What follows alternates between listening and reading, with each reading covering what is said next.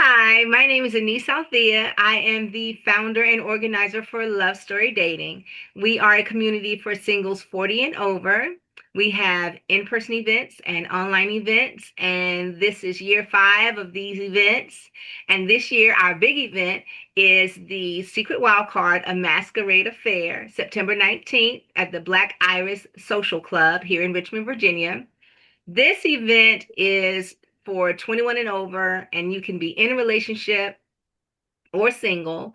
It doesn't have the same restrictions as my other events. I wanted to make sure people who have been in my community before, but now they're in relationships, they could come to this big event because I don't usually have the big events, and people look forward to that.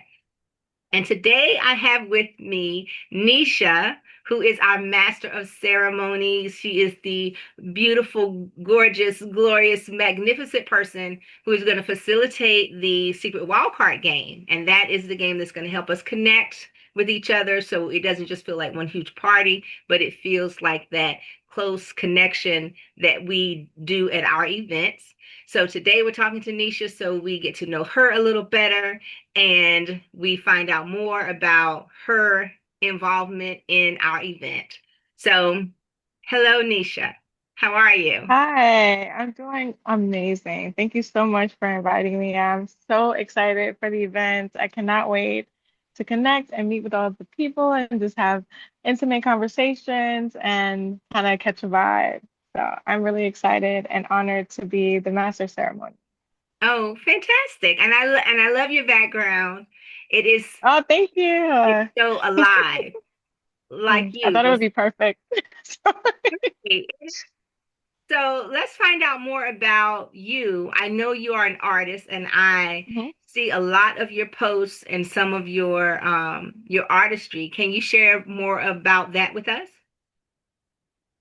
Yeah, of course. So my name is NeSha again. I am a visual artist as well as a performing artist. I love to use my voice as my medium, my way to connect to people, and just make people feel things and feel safe and understood. So I create a lot of visual arts around women and men's connection, love, intimacy, and communication.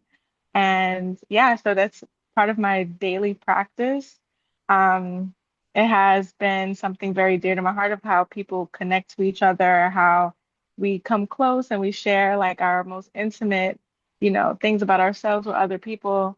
So it's going to be a new experience for me to actually be able to do this at an event with people that I don't know, to see how I can also like connect my what I do on my daily basis, my art craft, to actually being in the midst of people, connecting, talking about love and engaging. Yes, I love that. And I love that. I think we think similarly about connection and Mhm. love and between men and women. And I think so much that's one of the my purpose in love story dating Mm, is to feel that men and women can be drawn to each other. I feel that's where mm, we have to uncover that so that and that's really what I want. I always want at our events that no one feels that they are isolated or they're being ganged up against, but that we're here because we want to be here and we want to be close to each other. We want to be drawn to each mm, other. So I feel we are similar in that thought hmm. that that's really what we want. It's not that we are at odds with each other. Absolutely. Yes. And I want to explore that. I want to see how you explore that as well with the people who are coming to um, the Masquerade event. I'm very excited Yes, about that. me too. And I think there's a big misconception, especially with the understanding. Like I've been married before and going through separation, and but also coming to terms with, like it's not that we didn't love each other, or it's not that it wasn't right. We just have to be honest with who we are and be able to communicate those honesties with people that we actually trust and hold space with. And I think that, I am on a continuous path to understand love, to understand myself as a woman, to understand men, and how we actually are like very identical instead of us like harping on the fact that we have all these differences. Yeah. And there's this big narrative that, masculinity is toxic and femininity is toxic. Um, but I see a world, both of them are like they complement each other. Um, Agreed. and I think with what you're doing, it's a beautiful experiment to understand how the two dance with each other and find safe spaces to explore that understanding more so than join the trend of, accepting that we're always going to be at odds with each other and we're never going to relate. No, I agree with you 100% because that is exactly what I'm saying is that we are alike in so many ways. Sometimes we're saying it differently, but we're saying the same thing.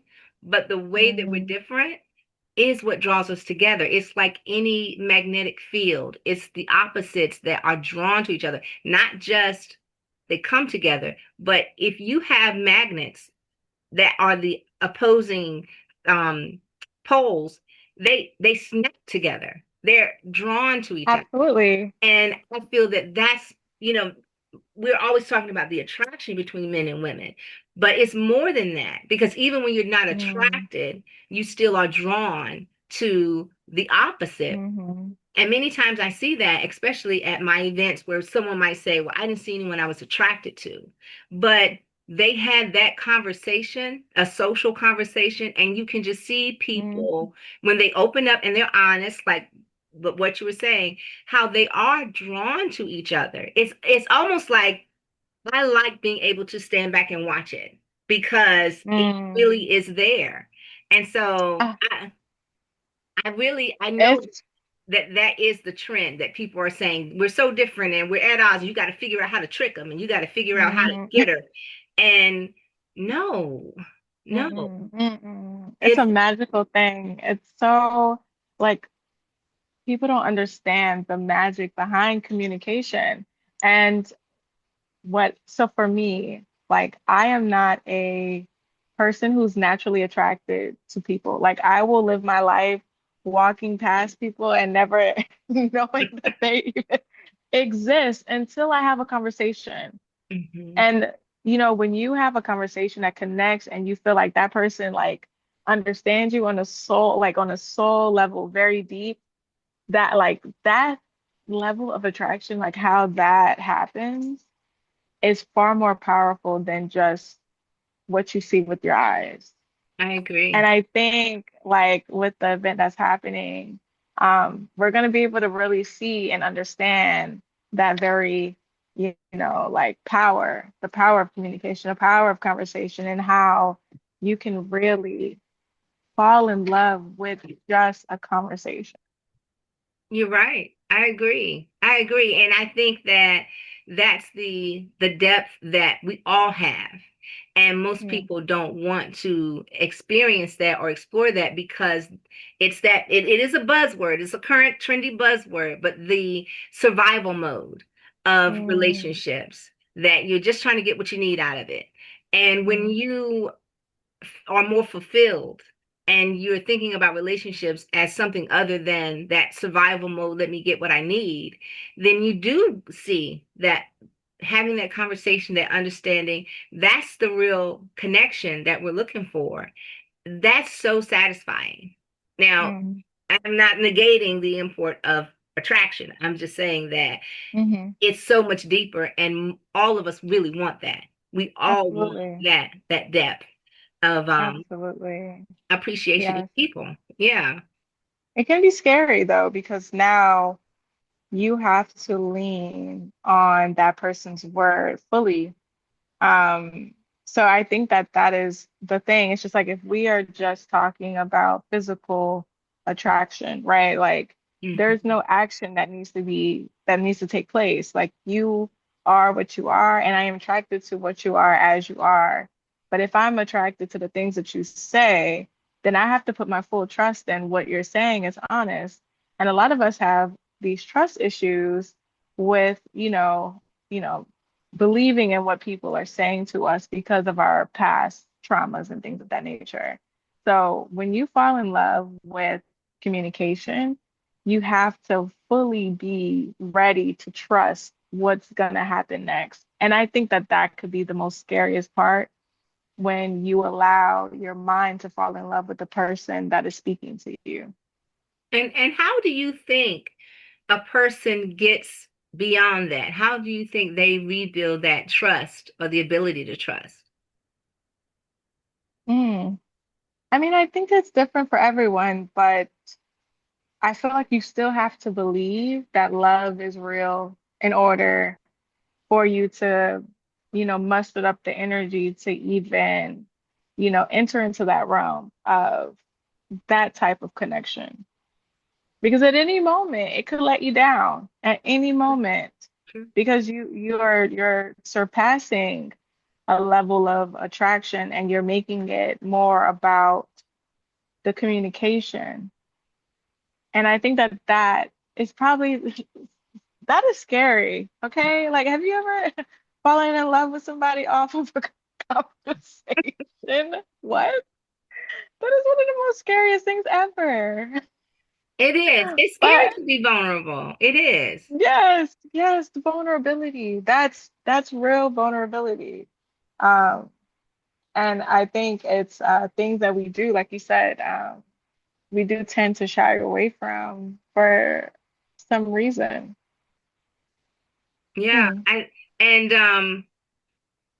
we are inundated with this narrative that people are out to get you and that Hmm.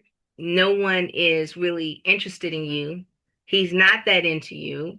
All the Hmm. things we've heard that tell us don't trust it. Yeah. So even again, these buzzwords, even love bombing. So Hmm. that's a buzzword that everyone's using to say if it's too fast, don't trust it. And Yeah. I'm not suggesting that you do, but I am saying it all the things we've been told or that we're hearing are about ways to say protect yourself because it's not real. Hmm. Yeah. Guard yourself because you're going to get hurt. That's just what's going to Hmm. happen. And so the way I like to approach it is to say that I'm not desperate for it. So when I can see what's happening, I know how to um, pull away. So instead of Hmm. protecting myself and having my guard up so that I'm just hard with everybody, it's more like I'm Hmm. going to allow and be myself and be as energized and Hmm. excited and oh, I can't believe it until I see evidence of something. And then when I do, I Absolutely. know I'm strong enough to not need something that's a half measure. I don't need it. Absolutely. So that's what's helped Hmm. me to be I able love that approach. to feel more trust, because you can't wait for them to prove it initially, because how long is that going to take for you to trust, especially if you've Hmm. been really hurt? It would take so Yeah. long to trust someone to say they'll never do that. There's no way to know that. But if you go in feeling, Absolutely. I'm just going to be 100% excited, and then when I see evidence of something else, I know how to remove myself from that because it's not what I thought it was. And I always Mm-hmm. say, well, I think everyone should have what they want. And so if a Hmm. person is moving in a way that I'm clearly not what they want, then they should move to what they want. Absolutely. Absolutely. And I think that your approach is so beautiful because it's like nobody wants to feel like they can't be themselves. Right, Like you're moving through, dating and you're moving through finding love and connection with all of these boundaries and that don't even represent who you are. You won't right. even let yourself be excited about the new connection. you won't let yourself like just be yourself. And I think that we do such a disservice to ourselves when we approach new connections in that way. Um, we have to understand that that connection didn't do anything to us at Right. this very moment. So we are limiting ourselves to what we potentially could experience if we just showed up as ourselves, as Yeah. bubbly, as happy, as Yeah. like energetic, as optimistic as we want to be. Because optimism really works when you it's a practice. You know, we Mhm. tend to go into these situations with this pessimistic mindset where we think that it's gonna go wrong the moment we engage. And I think a lot of the times what I've come to find out is the farthest thing from the truth. Yes, I agree. And I think when you go in pessimistic, it's because you have an expectation. But instead of going in Hmm. with an expectation of how you ought to be received or how things ought to go in saying, this is going to be great because I'm there. That's why it's going to be great. Yeah, I'm going to have fun because absolutely. that's my plan is to go in to have fun. And and then you don't have the expectation of something should go a certain way, then you can't be disappointed. So I always encourage people to come to the events ready to connect and get to know whomever shows up, not to have in your mind it must be this kind of person, otherwise Mhm. it won't be fun. And that's why my tagline, my motto is, and I end it with all my videos, adventure love, because that's what I want you to see it as. Mm, It's just your life. This is yeah, an adventure, and let it be an absolutely. adventure. Let it be surprising. Let it Mhm. let it, and not Absolutely. the forcing of it. Yes, allow it. And I think as Master of Ceremony, I will do my best to encourage, that freedom approach to connection throughout the event, Yeah. reminding people that these are new experiences and affirming them that nothing from your past is present currently. So let's be open, be willing and available to connect and make these new connections with an open and free heart. And I think that to me, that's what everything that you are doing mirrors and echoes that very understanding. So I'll do my best to be present and help Thank and you. be able to cultivate that vibe as well. I know you will. I know you will. And Mhm. before we go, I'm glad that we had such a deep conversation. Yes, it just flowed. absolutely. Love that. I love Hmm. that. And I just knew you were the person for Master of Ceremonies. I just knew it. And so in your art, what inspires you to be as bold as you are with your art and with your performance? What where does that come from? How do you So grow that? I'm sorry. So growing up, I was extremely shy, but I always wanted to be the type of person that experienced things, had the most interesting friends and interesting conversations. I love good conversations, but I was always very afraid of cultivating those things on my own. And I had to sit myself down and tell myself, well, if you don't do it, you're never going to experience it. And if you don't experience it, how like in love with your life will you really be?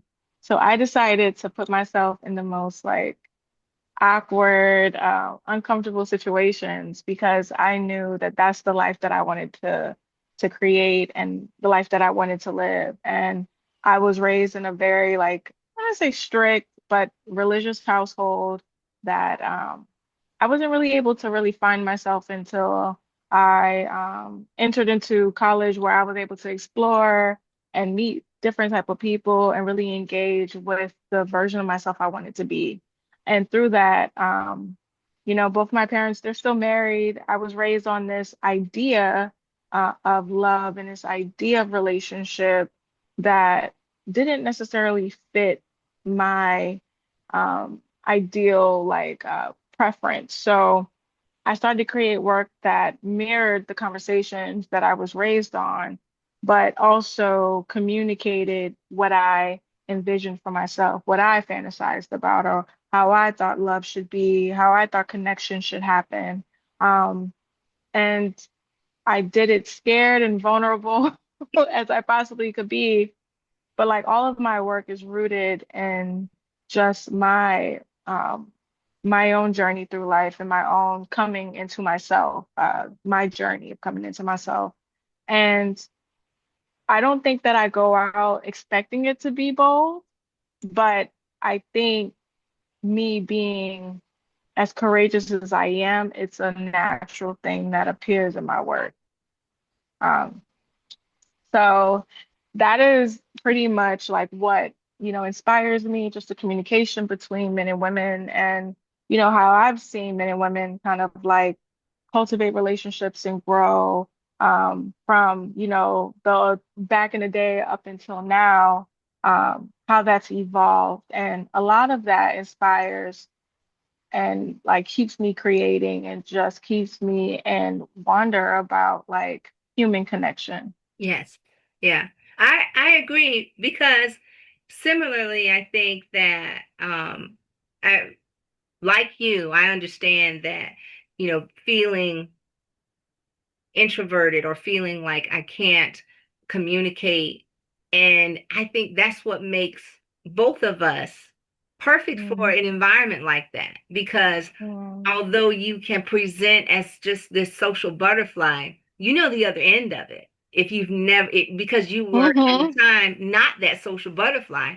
So it puts you in a better Absolutely. right to be able to say I know how to draw other people out because I understand Mm, what that is to be hmm. wanting to engage but feeling like you don't have the permission or the ability or the strength to do it because you overcame it. You know how to pull someone into that, embrace them, to be Mm, socially present with all of us. And I feel I was the same way. And so I I noticed that for myself. Like I'm looking at a person at mm, an event and I'm going, I know how you feel and I want to be hmm. able to help Absolutely. you. And if it's not right away, everybody, you let me know when you're ready to meet one person. You let me know if it's just going to be the two of Mm, us for a while, and then we will mm. eventually get around the room. And I love that I can do that with someone because I know how that feels. I know how that feels. Yes, And you and said the that so well. yes, and with men and women communicating, that is something I am always learning when I have an event. I am learning another way. Oh, maybe next time I should do this, or maybe next time we should Mm, try this type of event. So yeah. it's learning, Mm, and absolutely. I love it. It's fun. Yes. It is fun. It is cultivating spaces for people. Um, it's like you're very similar to me and I understand it.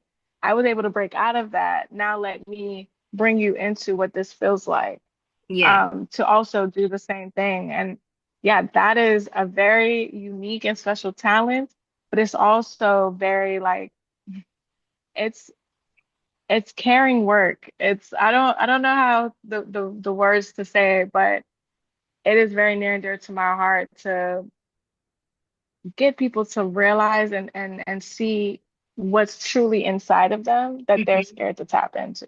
Yes, I Hmm. agree, and I feel the same way about um the reason I always say I don't like labels except my name, because Hmm. I feel people are using them to get out of uncomfortable conversations and they don't want you Hmm. to really know. They want you to make assumptions about them if I say I'm a this or a Hmm. that, instead of let's talk about it, because then I have to have an Exactly. uncomfortable conversation to really tell you who I am. But you Hmm. feel that you're going to be embraced and we're going to warmly embrace you, it's okay to tell us who Hmm. you are. It's okay to have the Okay. conversation and say the thing you think Hmm. everybody's going to run from. It's Absolutely. it's okay. No, I 100% agree. 100%. I Yeah. couldn't have said it better. We're going to have so much fun. We are going to have so much fun. Hmm. Well, Yes, we are. I'm so excited. Yes, me too. Is there anything else you wanted to share before we wrap up the details of our wonderful event that's coming up? I just want to say I'm super excited to meet everybody, to have these engaging, vulnerable conversations. Come prepared to be a little uncomfortable, but warm and welcomed in the environment and to meet new people. If you want, you can follow me on Instagram. I am at underscore NEEE dot SHA. I'm super excited to connect and have beautiful conversations. So please don't be afraid to reach out. Thank you so much, NeSha. And you have heard it from our Master of Ceremonies for our big event, Secret Wildcard, a Masquerade Affair, September 19th. The link is in my bio to get your tickets. And we're just going to have so much fun. I cannot wait. I cannot wait. I'm so excited. Yeah. So I will talk to you soon. And Yes. Thank you for having me. thank you. Adventure love. All right.